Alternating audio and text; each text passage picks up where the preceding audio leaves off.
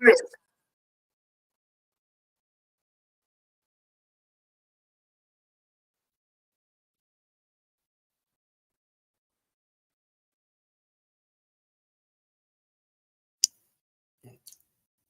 Mr. Nishant. How are you doing? Very well. How are you doing, sir? Very well, very well. We had gone live. We were just waiting for you to join us. So I think just give us a couple of minutes, and then we can just start again officially. So we got a couple of people more joining in, and then we go from there. The recording has already started, right? Yes, yes. So this is live right now. We are live right now. Yes. Okay.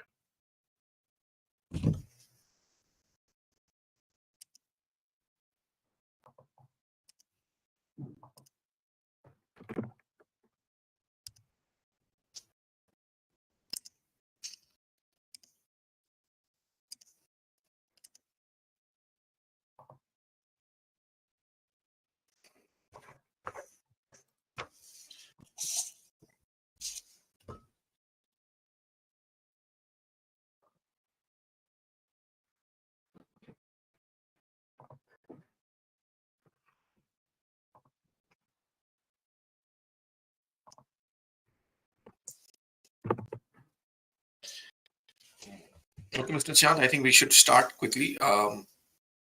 We will just go through our basics, and then we are live on YouTube as well. So we've got some viewers watching from there as well.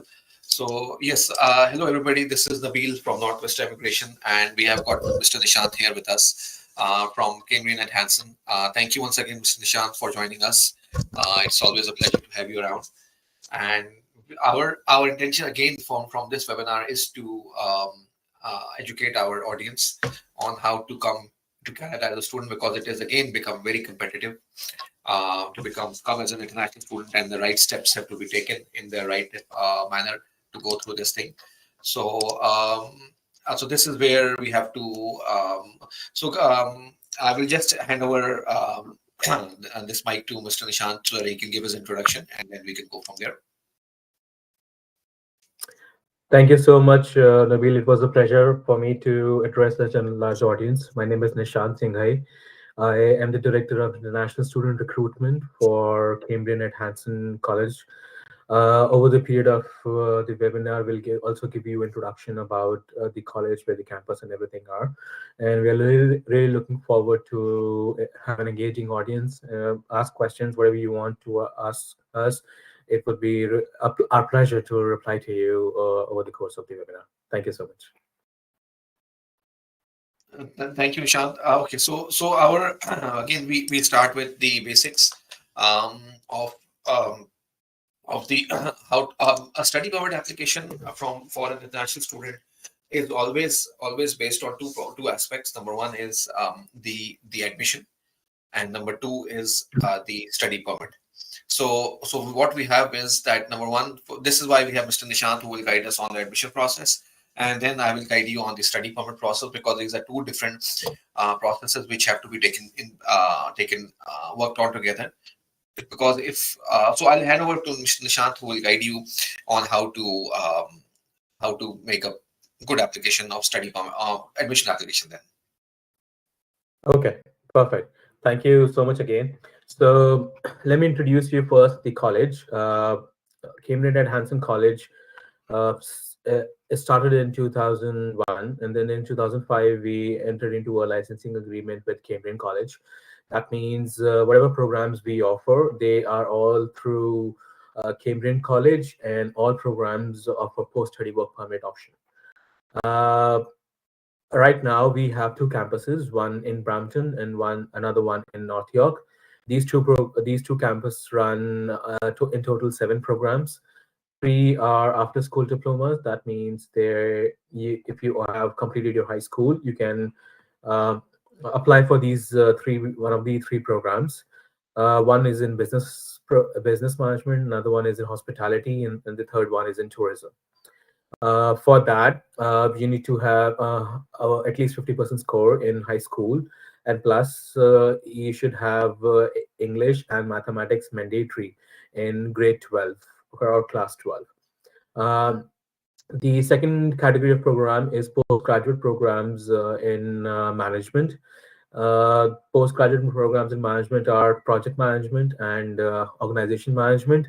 These are all for 1 year each, and eligibility to get into these programs are you need to have high school again with 50% marks. English and mathematics is not mandatory over here. The second qualification criteria is your post-secondary graduation or degree or diploma, minimum of 2 or 3 years, wherein if you have done that with at least 50% marks in all subjects, then also you can apply for these programs. Uh, the third category of programs are postgraduate in IT. One is cloud computing, which is for 2 years, 3 semesters in academic, and 1 semester co-op program. And then for the second program is mobile application development. This is for a 3 semester program. 2 semesters are academic, and 1 semester is field placement. Uh, Eligibility criteria for these two programs, IT in postgraduate in IT, are again the same as of management. You need high school with 50% marks, and then a graduation degree or diploma with again 50% marks minimum. When we talk about the English requirement for after school diploma programs, we need at least 6 minimum in IELTS. We take IELTS, PTE, Duolingo, and all of the tests. Majority students apply for IELTS, apply through IELTS. So if we take care of the IELTS, for after school diploma, we need minimum 6 band overall, and 5.5 in each band. Then for all postgraduate programs, the overall score required in IELTS is 6.5, with each band as minimum 6. This is all about the programs. The annual fees of all the programs are roughly $17,000 to $17,500 annually. So you can understand if it's a 2-year program, you multiply by 2. If it's a 1-year program, like that. Now, how do you apply for the program? It is pretty simple. You go to the offices of North Vista. The counselors over there will help you with the complete application. One thing which you have to maintain, make sure that whenever you go, please take all your certificates. Whatever you feel it's important, don't miss out any academic requirement, any academic certificate or a passport or something like that. Take your passport copy with you, take your IELTS or any other English proficiency document, take your academic documents, and if you have a gap of more than 2 years in your last academic education, then you take your resume as well. The counselors at with North Vista, what they will help you out with building a complete application package. Basically, what they would like to understand from you is your entire journey from your academics to whatever you are at that moment. They will create a profile for you, and then they will submit to us for the consideration of whatever intake is open. Yeah, so it's not that complicated to apply. It's just that don't leave out any information from your side. Let the counselors at North Vista understand that what's the best way to complete the application. Thank you, Nishant. Thank you once again for detailed information. So, Nishant, again, just for some of our audiences, when you say English and math is not necessary, is it for every course or only for some courses? How does it go then? Again, sorry, I'm just clarifying this again so that the audience has an idea. So English and mathematics are mandatory to apply for any post-school program. That means whatever diploma programs we run, after school diplomas. For that, any program would require English and mathematics mandatory in either grade 11 or grade 12. To apply for any postgraduate program, be it management, be it an IT, over there, academic English and mathematics in your schools are not mandatory. But yes, in all the cases, English requirement as an English proficiency document, that would be mandatory. So these two are different topics. One is academically English subject in your high school. Another one is your English language proficiency document. Correct. So that means English proficiency document means an IELTS exam or a self-pay exam or a PTE. Is that correct? Yes, exactly. Okay. So, Nishan, can you please explain to us, because I remember we had discussion a few days ago that you, as Cambridge and Hanson, would also accept other proficiency scores other than IELTS. Can you please explain what those are, like PTE and others? Can you please do that? So as of now, Cambrian takes IELTS, PTE, Duolingo, uh, wherein in PTE 51 is minimum, and in Duolingo 110 and something is minimum to apply for any of the program.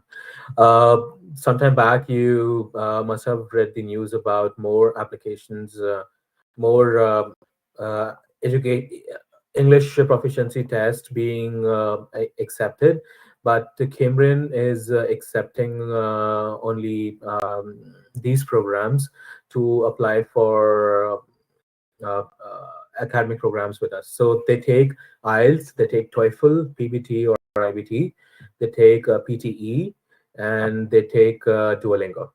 For PTE, 58 is minimum to apply for any after-school diploma, and 61 is minimum to apply for any postgraduate diploma.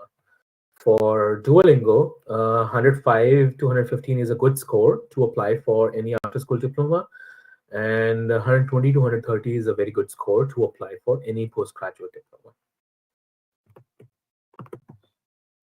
Thank you, Nishan. Thank you once again. And so this is where the English requirement comes into play, and then how, again, as Nishan said, that what we have to do is we have to manage the application. First, we have to assess you. You connect with us, we assess you. Once, if we have the required scores, if we have the required information, from there we go on to do prepare your application. We have a pre-eligibility with Mr. Nishant's team. We send them a pre-eligibility document so that we can get a go-ahead from them. Once we get a go-ahead from them, then we prepare your application. We tell you that this is how much it's going to cost, and this is what the registration fees is, and this is what the government fees is, and everything. And then we send your application to Kenyon at Hanson. They process your application, and then they give you a letter of acceptance. And once we receive the letter acceptance, after receiving the letter acceptance, we then go on to apply for your study permit. So this is the pathway for your study permit generally. So how next, Mr. Nishant, we would like to discuss something known as a backlog certificate. Could you just explain what a backlog certificate is? Because that is, I know your office asks for all the students that have what a backlog certificate. Can you please inform us? Sure. So you remember I said that you should have at least 50% marks in your graduation to apply for any postgraduate certificate with us. So what happens is that there are some cases where students reappear for particular subjects. So we also consider those kinds of cases. The only thing is that whenever you come to Northwestern, please clear your backlog clarification that you have these many reappears in your graduation when you were completing it. We do not take cases where there are more than 6 backlogs. That means that there are more than 6 reappears. That's where we consider that students won't be able to cope up with the academics with us, and there are more chances of getting a dropout for during the program. That is why it is better that if you have less than 6 or less than 6 reappears, then only apply for the Cambridge programs. So backlog basically means that they should not have in our language, in Pakistan language we call it supply or back. I mean, they should not have any drop in subjects more than 6. Is that correct? Right? That's correct. That's perfectly correct. Okay, thank you. And Nishant, overall, what do you see? You've been into this field for such a long time. What do you see the future in Canada for students in terms of choosing certain programs? Do you think that those programs will yield to better jobs, better, skill set? Can you please shed some light on it? Sure. I came to Canada 1 year back, and I basically belong from the education industry only, so I can confidently say that Canada is a very attractive market for students coming over here and getting quality education from one of the best institutes in the world. Not only that, Canada is very pro towards the international students and giving them opportunities to find work over here. There are a lot of mixed reviews about getting employment and everything in the news. But what I can see from my angle is that when you do the right education, when you do something which you really like, and Canada is a good place to find or connect with your relevant profile and do wonders over here. I have seen most of my members in my team came to Canada 5 or 6 years back as a student to join any of the college. Now, when they're doing amazingly well in their field, I have been a part of a lot of communities over here, and I can see the students who came to when we shared the stories with them who came to Canada. Um, they all I hear is good and positive things over here. Yes, there are a few challenges over here, but every other country has. And the only thing which matters is that how much opportunity a country can provide to a newcomer. It's a very tricky and it's a very difficult decision to leave your country and come to a new country. But all that matters is if the new country is welcoming the newcomers with the open arms, so it becomes very good. But yes, the other side of the story is that it is difficult. It is this country where people it only depends on how much hard work you do. So if you are genuine in your efforts, if you are doing hard work, if you're doing what you love to do, there are ample of opportunities to help you grow up over here.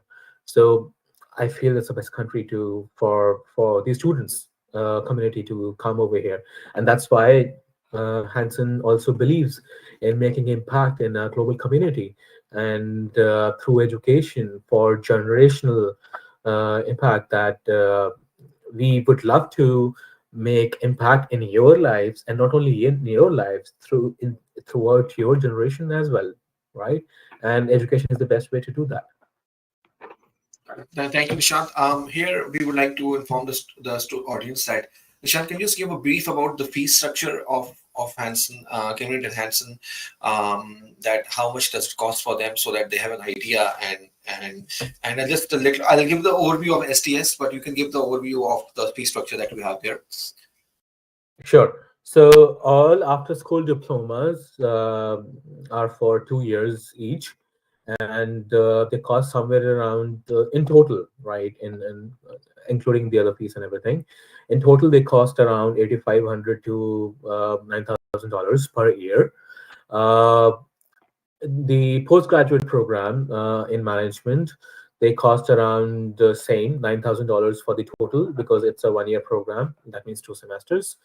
The cloud computing is again, sorry, I'm sorry. Let me start again. The after school diplomas for business and hospitality and tourism, it is around $17,000 annually, and the postgraduate program are for around $17 to $18,000 annually, depending on the program. Right. So that means that 1 year, whether it's a post-secondary diploma or it's a postgraduate certificate program, it's about $18,000 to $19,000 a year. Is that correct?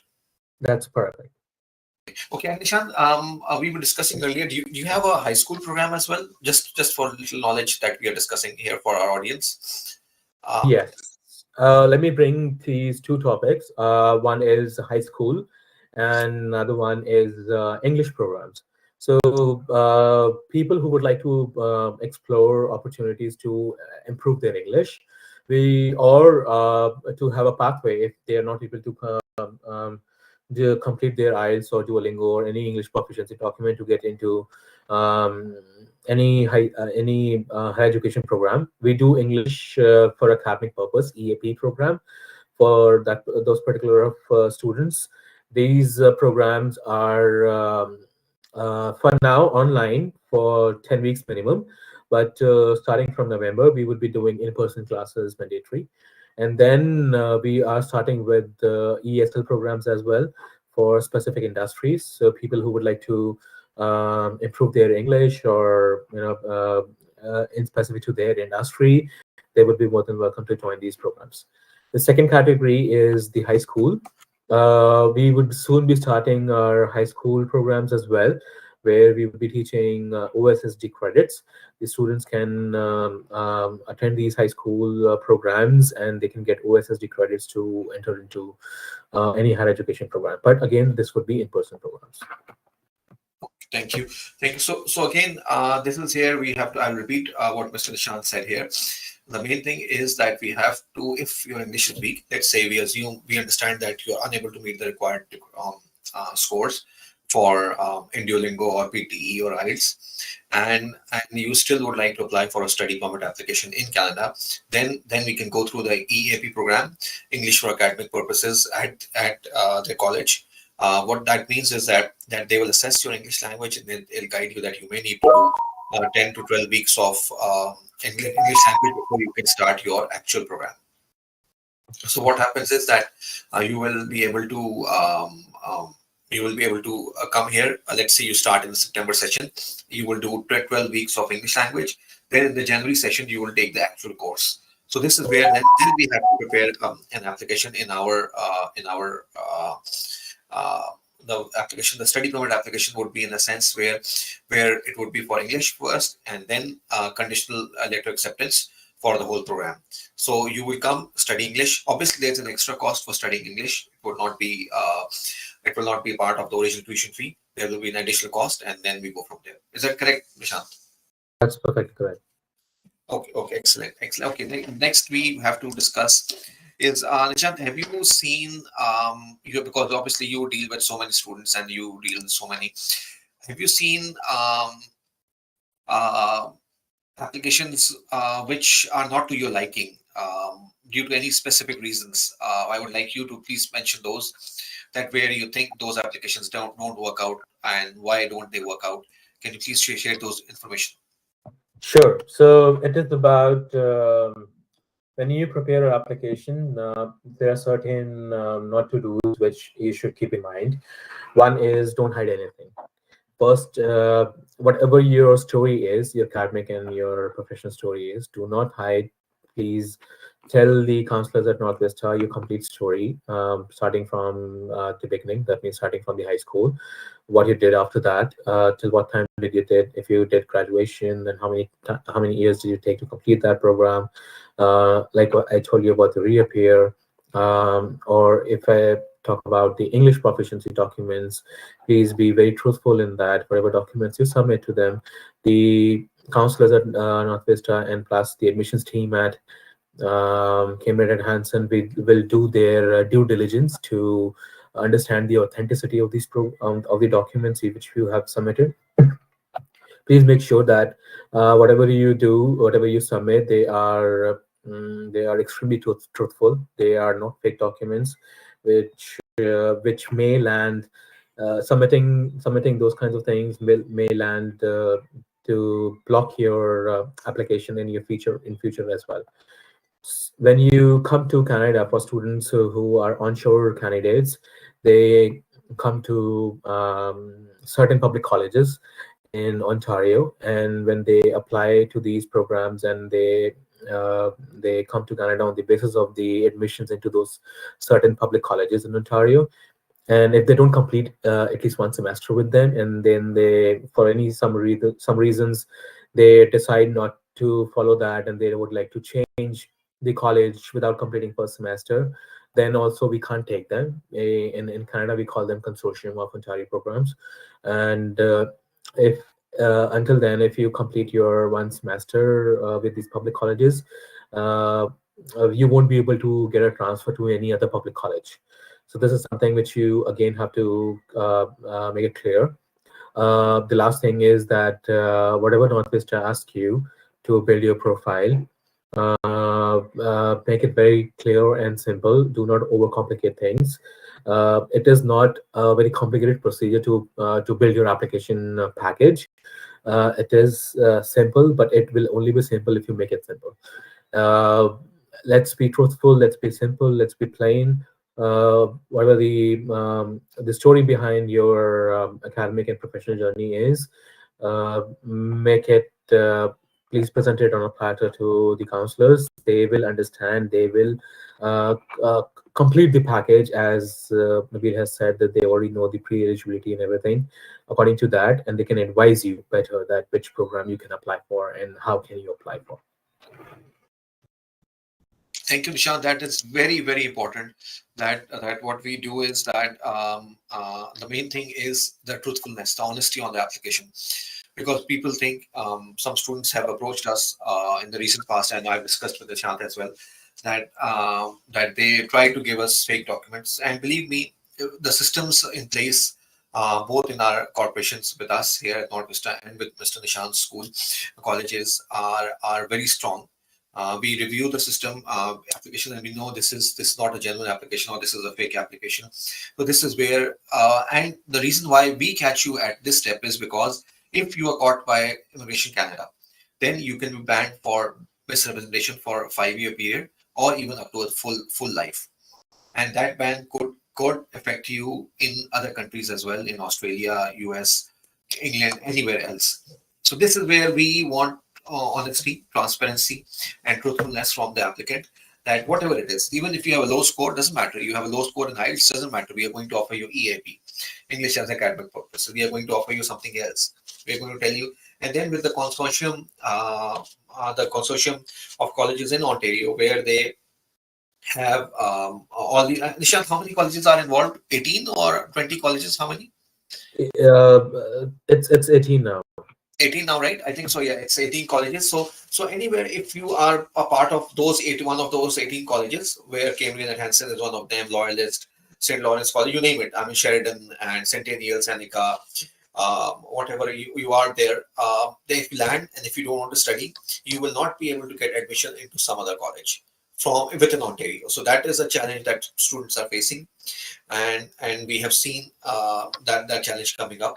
So if you're coming to Canada, your intent should be a genuine intent. You should study, and believe me, as a consultant, I'm telling you, a student pathway is the best pathway to your PR. All of you want to become permanent residents in Canada. You want to gain permanent residence. You want to ensure the best future for your wife, for your family, for your children, whatever, or yourself if you're young. This is where student pathway gives you, because you see, if you study 2 years, you get a 3-year work permit. I would just like to remind everybody that if you study 2 years, you get a 3-year postgraduate work permit. That gives you 5 years of legal stay in Canada. So that is one. This pathway is not given by the US, not by Australia, not by England, not by any other country, not by Malaysia. I know people, Nishant, people are going to Malaysia and people are going to other countries to study, and none of those countries are giving you post-study work permits. You know how England has done it, UK has done it, is that UK wants you to go back to your own home country, apply for a work permit from there, and then you do this. With us over here, the day you graduate, you get your completion certificate, you apply for a postgraduate work permit, and the following day once you get your file number, you can start working, and that time is counted towards your PR application. So I've got some wonderful students who went on to become permanent residents from Nishant's college. Most of them are permanent residents, and they are enjoying their life over here. Again, this is a land of opportunities, but for those who want to work hard. As a student, you have to work hard. This is the main criteria. You have to work hard, right, Nishant? Exactly. Very well said. Canada is a very good platform for opportunities. Like the government has given an option to apply for post-study work permit or right when you have completed your higher education over here. 1-year program will land you 1-year post-study work permit, and 2-year program will land you 3 years work permit, post-study work permit. But again, even if you get the work permit, it only depends on you. Do what you love to do, one. Second, just do hard work, keep on doing it, don't drop out of it. And third, have faith. Thank you, Nishant. So guys, okay, coming back to one thing, I'll be getting some questions that what is SDS and non-SDS. So SDS is Student Direct Stream, which Pakistan is a part of it. India is a part of it. There are six other countries which are part of it. So right now, I think there are 8 to 9 countries which are part of a Student Direct Stream. Under those countries, what happens is that if you get admitted in a public college like Cambridge and Hanson, for example, then you have to pay 1 year tuition fee, full amount. So let's say their tuition fee is $19,000 for a year. So you pay the full $19,000 upfront. You have to get a GIC, guaranteed income certificate, from a Canadian bank for $10,000. So that guaranteed income certificate means that every month you will be paid a certain amount, $800 a month, for up to 1 year after you land as a student. So that is your kind of your monthly income, which you've paid upfront to the bank in Canada. It's genuine, everything's legal, and you paid through your bank in Pakistan to the bank here. So that shows a guaranteed income certificate. And then the third thing is the English requirement.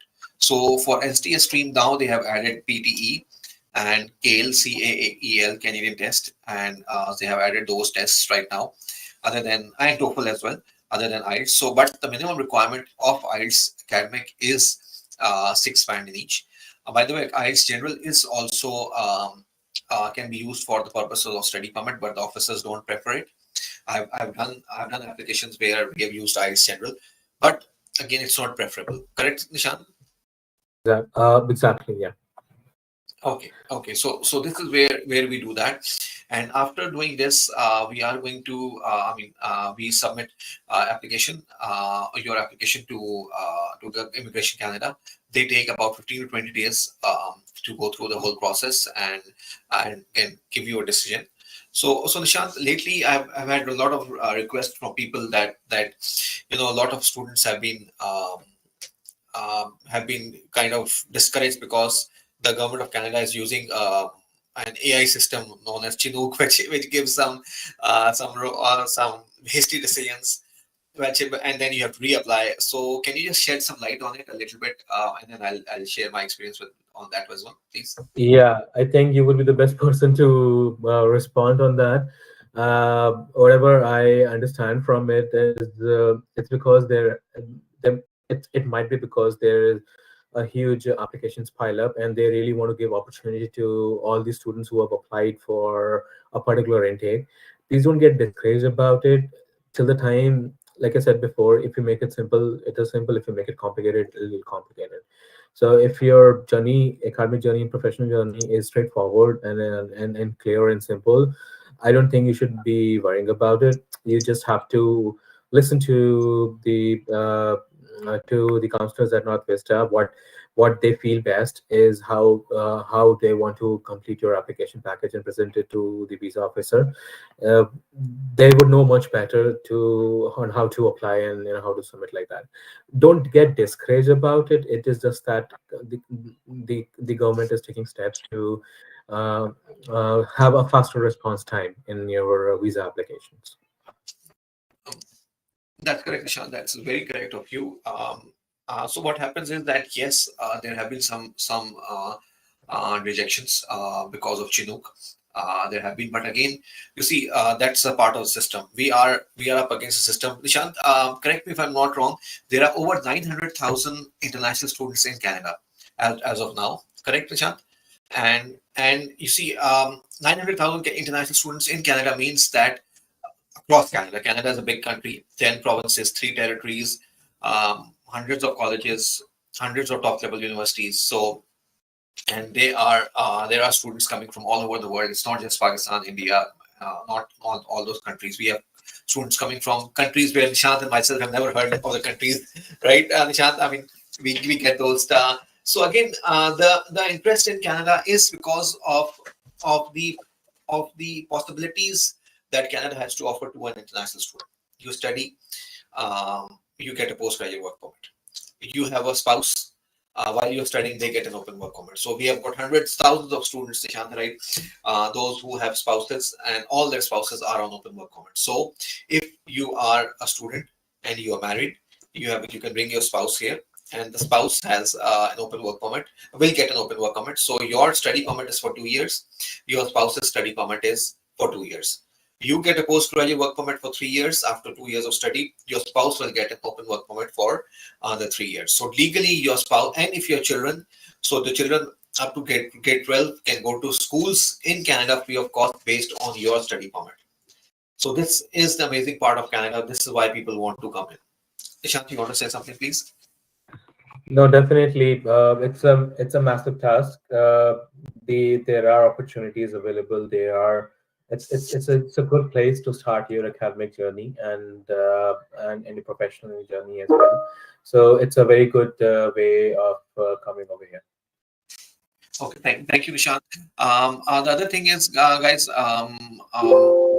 where Canada has to offer a lot of information to people, to their students. So 900,000 students are there in Canada, and they are from spread across Canada, but majority go to Ontario and British Columbia, which are the main hubs, economic hubs. But as I recently, last month, I was in Halifax, Nova Scotia, again, and I was in New Brunswick as well. So I traveled.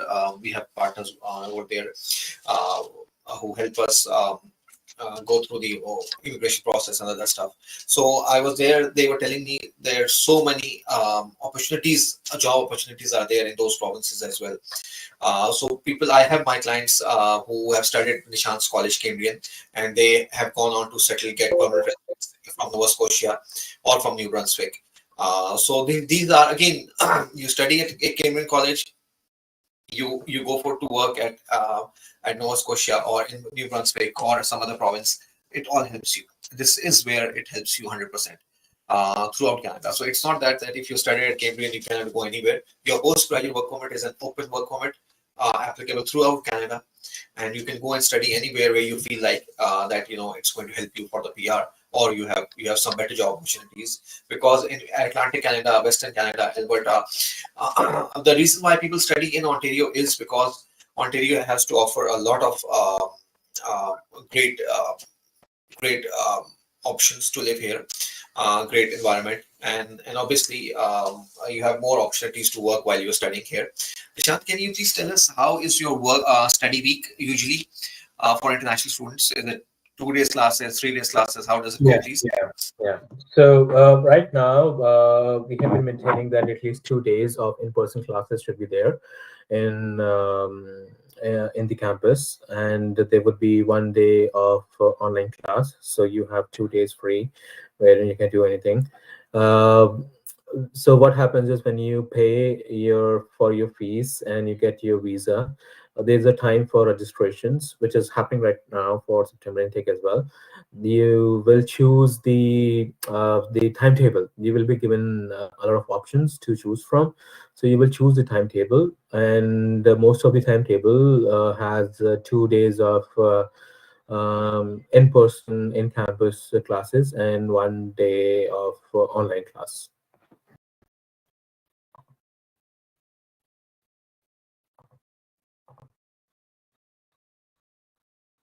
Naveed, I think you're muted. Sorry about that. Yeah, okay. So Nishant, it's usually 2 days of classes and 1 day of online classes. Is that correct? Yes. Okay. And Nishant, you also informed us about the job opportunity to work at Hanson College for some students. How does it go? Can you please shed some light on that? Definitely. So the primary role for any international student coming to Canada is the education. That is the most important thing they have to take care of when they come over here. The secondary role is to have a part-time job so that they can earn some money as well as per the laws over here. So what we do, and they end up doing jobs in security or as a janitor, or I'm not saying that any job is bad. Any job and every job is good. But what we are doing is that we have set aside a budget of $2 million annually, where we give opportunities to students to work along with us when they are studying. During that time, they work with teams like student services. They work with teams like recruitment, like us. they work in event management or academic or anywhere, they are helping the mainstream employees over there. And it is something that we are focusing on professional development for these students. They also get to understand the Canadian culture, which is very important over here, to understand how the employers in Canada work and a working culture over here. So we are supporting some students. There are around 200 students right now also who are working with us in both the campuses, which happens for every intake. So we are supporting students in their professional development requirement, and also we're giving them financial assistance as well. Nishant, that is wonderful. I mean, I understand that this is where, Cambridge and Hanson excels from other colleges, that they are offering international students jobs in their own campus as student ambassadors. And Nishant, we have a couple of questions that I would like to ask you as we proceed. And we'll discuss some other topics, but we just to answer all you guys' questions. So first of all, to all attendees, yes, you will receive an automatic recording of this webinar through an email after once we have finished the webinar. So probably within a couple of hours, you see the link to the recording, so you can always access this recording. And secondly, what you have to do is, Nishant, somebody is asking, what about MBA and master's program in business field? So I believe Cambridge does not offer masters right now. Is that correct? Cambridge and Hanson offers diploma programs, that means after school diplomas in business. And then there are postgraduate programs in management, which is postgraduate in project management and post-graduation in organization management for 1 year each. Yes, we don't have any master's program as of now. Wonderful. Yes, I just wanted this answer to be confirmed, and then we'll answer other questions after the webinar, after we finish our recording, our session. So Nishant, so STS guys, I've made you understand about the STS information, STS and non-STS. So for STS, the language is a major requirement along with the financials. And another thing is that you should have, I recommend everybody who intends to study in Canada should have the financial ability, or your parents should have the financial ability, or your spouse should have the financial ability to to give the tuition fee. Nishant, how is the tuition fee fair? Because it's about $90,000 a year, and you have 2 semesters. So how do you guys take the tuition fee over a period of time? How does it go? Is it? Can you please explain? So every program has a semester-based system. So the students are required to pay the complete tuition fees before the semester starts. When they complete their entire fees of that particular semester, they are allowed to register for the classes. You remember, I told you that the students will have an option to choose for their calendar, for their academic calendar, for their timetable. So the only two conditions are that they have to complete their you have to pay their first semester or a particular semester fees incomplete, and plus they should have a valid study permit during that time. So every student can pay semester-wise fees. So if we talk about $17,500 annually for any of the program, you cut it down to almost half of it. The entire exact fees is available at hansoncollegeowen.com. You can have a look at that. But every program has a semester fees payment system that they can follow. Oh, thank you. Thank you. So this is where, guys, you must understand that fees is obviously a major portion. People think that they'll come and work in Canada and pay for the fee. You can work and make your living expenses, because living expenses here per person is about $2,000 to $3,000 a month. Obviously, yes, you can earn expenses, but again, if you think that you're going to take out $19,000 for 8 months in a timely manner, that may be very challenging. Correct, Nishant? I mean, Yeah, it is challenging. So it is better that when you take this decision that you want to select Canada as your study destination, then please take care of all the factors in mind. It's not that everything is served at platter over here. We have to do hard work for having everything. It is better that whenever you apply for any particular program, please make sure that you know how to fund your education for any particular program. That is true, and especially when we are doing as a consultant, when we are doing your study permit applications, proof of financials is mandatory. So whether it's yours, your husband's, your father's, your in-laws, proof of financial is mandatory for a very strong application. And in the proof of financials, it's not only the bank statement; it is your sponsor's income statement, which includes pay stubs and job letter if they are employed, or their business information. And then third thing is your property valuation, if you have property. And so again, it's a combination of everything. It's not just the bank statement that will help the officer understand, but you have to prove to the officer that you have the ability, you have the liquidity to support yourself over here while you are studying Canada, because your job is to have a successful uh, study, so that you can get a postgraduate work permit.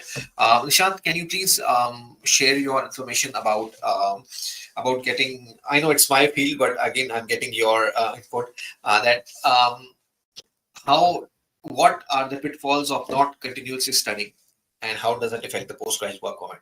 I know that could be my answer, but I'm just Yeah. getting your take, and then we go from there. No, I just have one statement to include over here, that Cambridge does not provide any option of official break between the semesters. So please do not have a break between the program duration, whatever the program duration is. Try to set that free.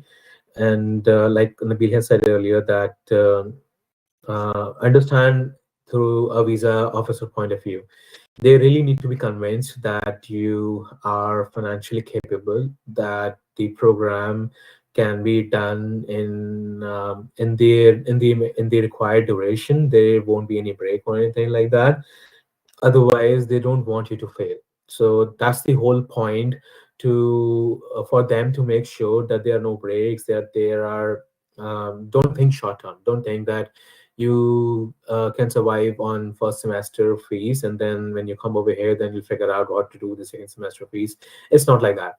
Make it a planned decision. Please do not take breaks. It is a little difficult. From what I understand, it's a little difficult for your post-study work permit application as well.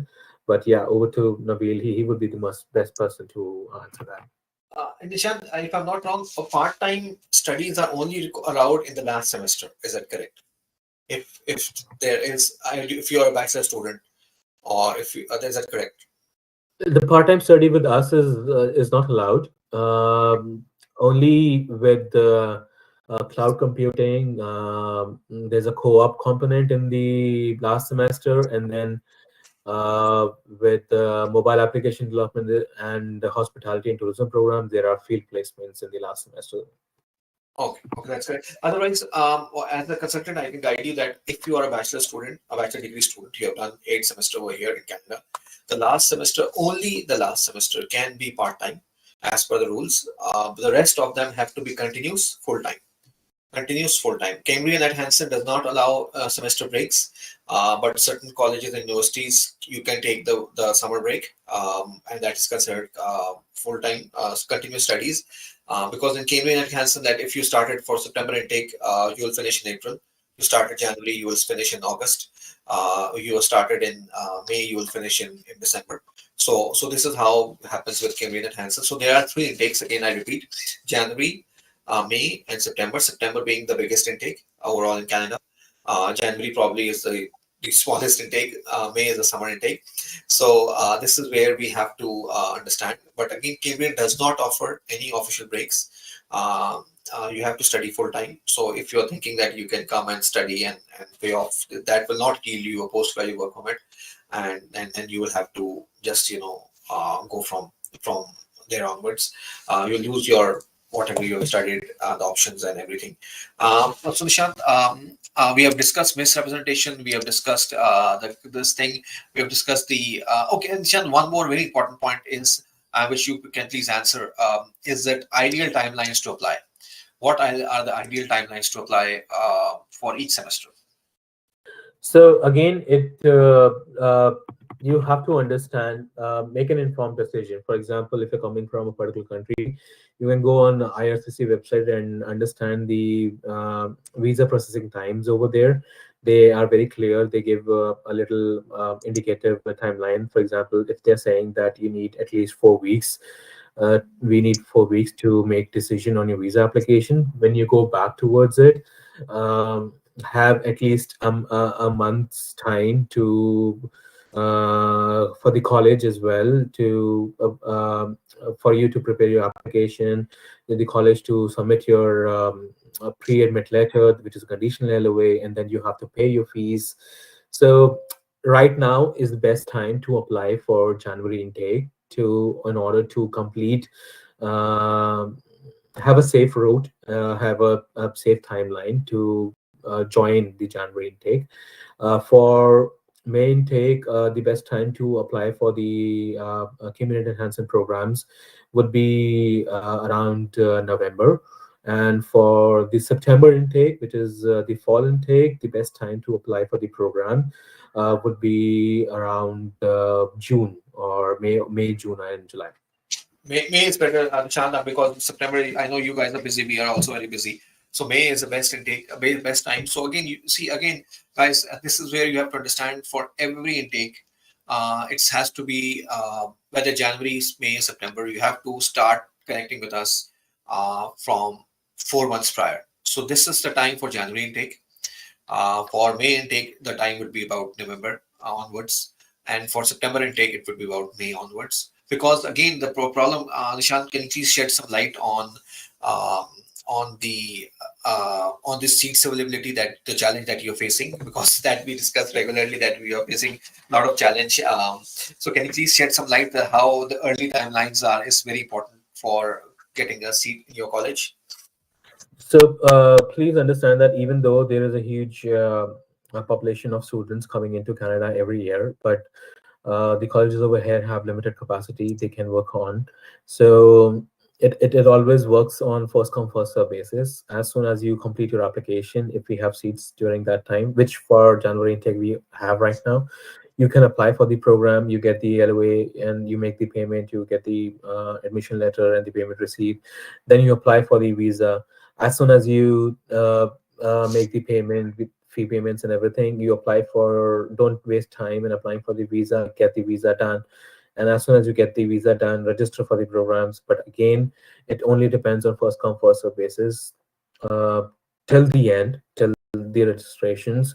There's no guarantee, but we have a limited capacity. We are a college which takes students from all over the world. So we open the admissions for that particular region, understanding what are the ISSC processing times and everything.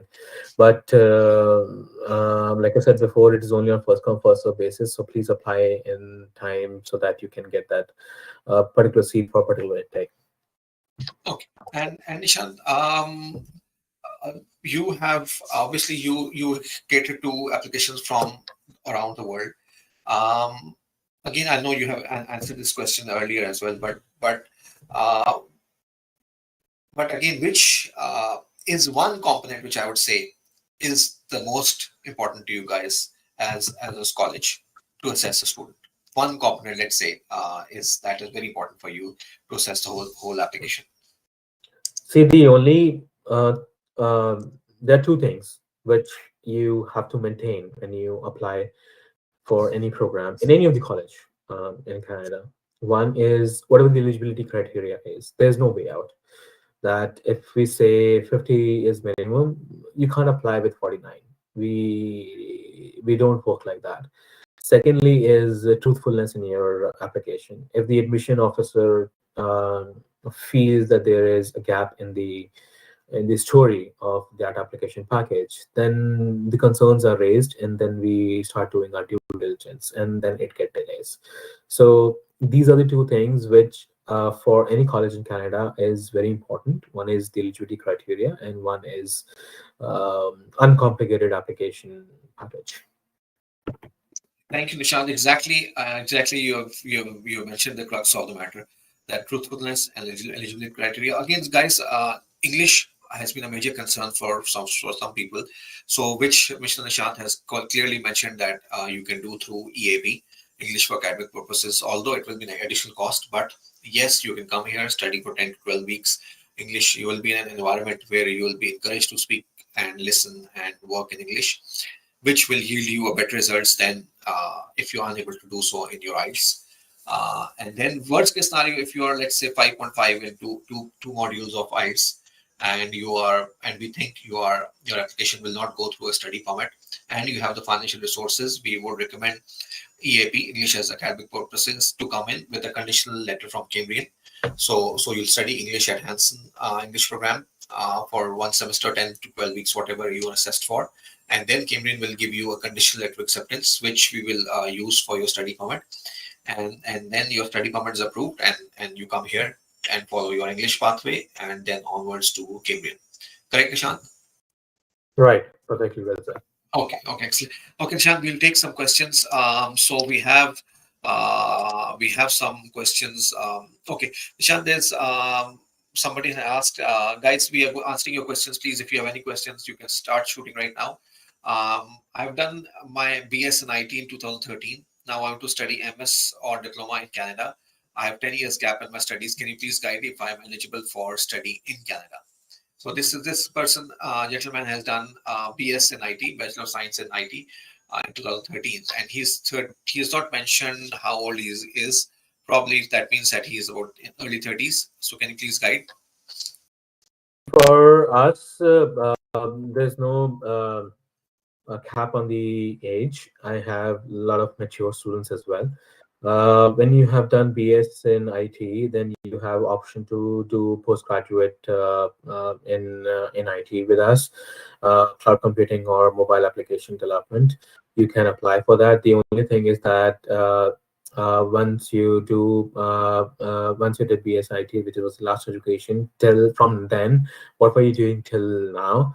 That's something which you have to prepare your story accordingly. If you have been working, if you're not have been sitting idle, then you are a right candidate to apply for the programs. But if it is not the story, then the visa officer might see you as not a genuine application, but just want to will assume you as a way as a person who would like to just get into Canada for any reason. Okay, excellent. So again, guys, okay, so Nishant has one more question related to the similar question. So again, it's from, okay, we have answered the question, that's okay. Again, guys, we don't offer work visa. Work visa, different ball game. Total, we are here to discuss study permits. So please focus your questions on study permits. Okay, again, somebody else has asked that how much study gap is accepted in Canadian universities. I'm 32, graduated in 2012, and have continuous work experience after that. I want to take admission to masters. Is that possible? Again, Nishant, please. I think we have answered this question, but again, we'll quickly hear it from Mr. Nishant. Can you please go ahead? Yeah, like I said before, the gap. There are two kinds of gap. One is the academic gap, and one is that the real gap wherein you are not doing nothing. If you have a gap of more than 2 years in your last academic qualifications, then there are two things. One is that you might be working, or otherwise you must be sitting idle. If you are working, then you have to prove it with your experience certificates, with your resume. If you have been sitting idle, please don't apply for the program. Then the application is more prone towards getting rejected for admission into Cambrian program, and as well as the visa officer. Excellent. Okay. Okay. Again, Nishant, this is one question that we have to. Very good question, I would say, guys. Can we get scholarship opportunities? So, Nishant, can you please answer this one for international students? What is your plan for this one? So currently, we do not provide any scholarship opportunities for any particular student. We feel that if the student is genuine and is able to apply for the program, it's the best way of doing that. But we have a lot of academic scholarship opportunities from the Cambrian College. which will again depend on your academic performance, your attendance performance, and there are other criteria as well, which you can apply for those scholarships when after completing your first semester. So that would be a better option to do that. But for the entry level scholarship for admission, there are no scholarships available for us right now. Thank you, Nishant. That's wonderful to know. There's one more question. I recently completed my MS degree in mechanical engineering in March 2023. I now want to get admission in post PGD in engineering management or something related to masters in engineering management. Is there any chance for me in non-STS category? Again, you are asking 2-3 different questions. MS, again, you see, Mr. Nishant has already offered that they came in and Hansen does not offer master's degrees. What happens is that they offer postgraduate certificates. So you can be qualified for a postgraduate certificate such as, Nishant, can you please guide, you have project management as a postgraduate certificate, Yeah. correct? Yeah, for viewers who have just entered into the webinar, let me tell you again. There are two postgraduate management programs, project management and organization management, and two postgraduate IT programs, cloud computing and mobile application development.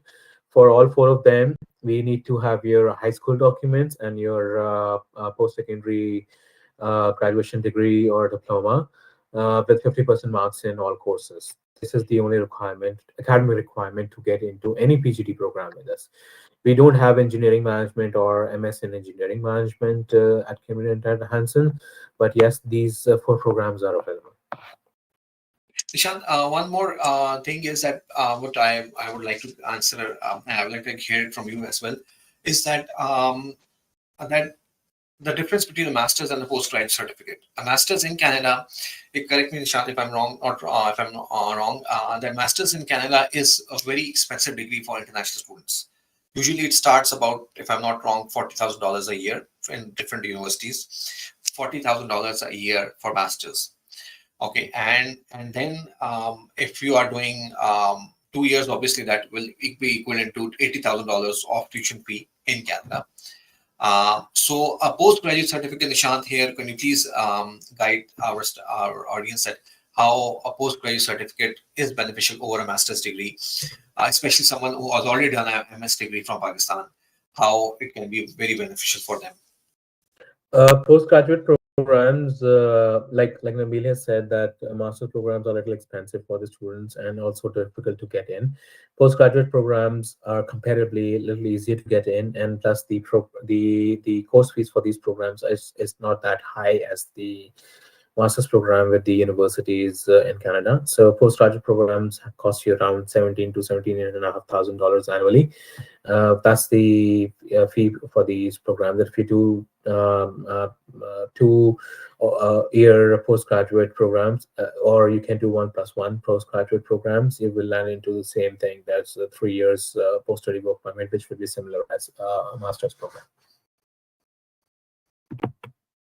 That is correct. That is correct. So if you have already done a master's degree in mechanical engineering, you should focus on a skill set which is practical. A master's degree, or you're already a master's degree holder. So why do you want to go to another master's? I mean, you cannot justify that. Whereas a postgraduate certificate in project management or organization management or the IT cloud computing that Nishant has said, or the mobile applications is going to be a wonderful, for your career. Because you already have a master's degree. With a postgraduate certificate, you will be able to justify that you're enhancing your skills. And project management is one thing, or organizational management is one thing, where there's a high demand of graduates from these courses.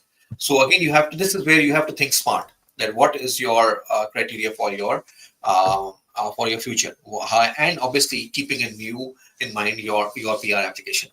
So if you are a project management graduate from Cambridge and Hansen, and then you do a PMP, project management professional certification, you have a high demand in the market in Canada.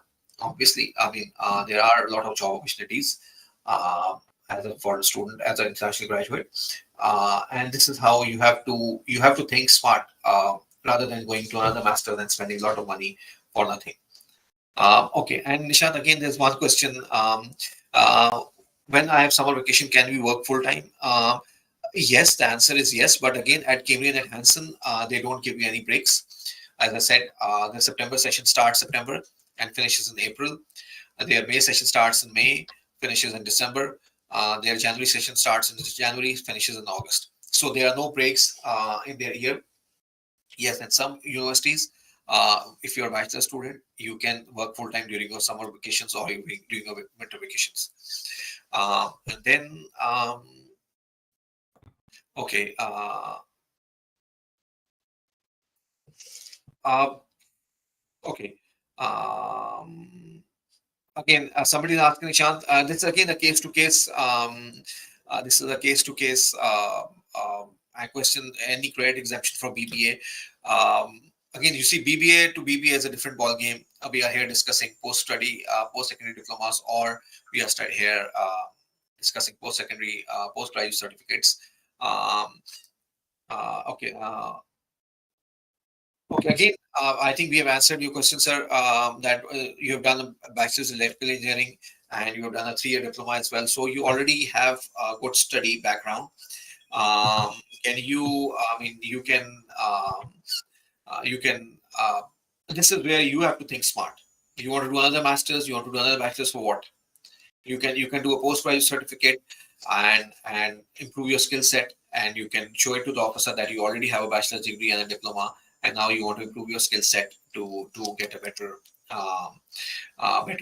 information. So this is where it works out. And then there's somebody who said that I've done masters for Pakistan, which is the best for me. Can I do masters again in Canada? Again, we have answered the questions. A PhD is a different ball game. That is a totally different ball game. We are not discussing that. That's a different beast totally. So we are not discussing the PhD stream right now. But again, you have to think smart. Will studying PhD? Have you, for PhD, you have to have papers, you have to have research, you have to be in the academia field. I mean, that's a total different beast. I mean, you cannot just get into PhD admission. There's a lot of competition. And remember, everybody, guys, that the competition is throughout the world. I mean, you are facing people from around the world. You're not facing people from one country. And Mr. Nishant here takes applications from over 100 countries or more every semester. Correct, Nishant? Yeah, no, perfect. Really well said. We have students from all over the world, so it is a very competitive environment over here. We get students we get mature students, we get fresh school pass out students for different programs. So there is a very diverse culture over here, wherein you have to compete with best of the best students around the world. So it becomes a little bit challenging as well. Okay, thank you. Okay, excellent, guys. If you have any further questions, you can, I mean, you can shoot us. We have sent you our email address. Whereas somebody has asked, somebody has asked us about the college name and everything. We are going to share the college name. Nishant, can you please share your college link or website link? Just inform everybody, and we go from there. So the college name is Cambrian at Hanson College. We are in Brampton and North York. They both are in Greater Toronto area in Ontario. The college website is hansoncollegeon.com. Just Google Hanson College, HANSON, Hanson College. You would find all information about all the programs over there, and and if you have any queries, just visit the offices of Northwestern or reach them online. They would be more than happy to give you counseling. Excellent. So guys, I've mentioned over there Hanson College. You can Google it and you will know who they are. And this is if you go to the official Canada website link, you will find their name there. That they are authorized colleges who are allowed to give you postgraduate work permits. So this is where it matters to everybody that this is not a no-name college. This is a very reputed college since 2005 working, and we have had a lot of success with them, with students from all over the world. So again, if you have any questions, you have our email address, you have Hanson College, you can go directly to them. You can mention that you attended this webinar and you're coming through it. So not an issue. But again, they will guide you to us for the study permit application. So we will take care. So guys, we will be in touch then. Thank you very much for attending. It was wonderful having you along. around. And Nishant, this was broadcast around on YouTube, LinkedIn, and Facebook as well live. So those who have attended on YouTube, LinkedIn, Facebook live, thank you very much for watching. We have had good. If you have our email addresses, northwestimmigration.com, you can go, or Hanson College. I've mentioned the name on the chat. HANSON, HansonCollege.com. They have campuses in Brampton and North York. So you can find their details all there on their website. And they are partnered with Cambridge College, which is basically in Sudbury. So Cambridge is a huge community college. And this partnership has been there since 2005. So thank you very much, guys. Thank you, Nishant, once again for joining us for such a long time. It was supposed to be, we had planned it for 30 minutes, but again, thank you, Nishant, for your guidance. We are way above our time. And anything coming forward, let us know, please. Thank you till next time. Thanks a lot, guys. Thank you. Take care. Take care. Thank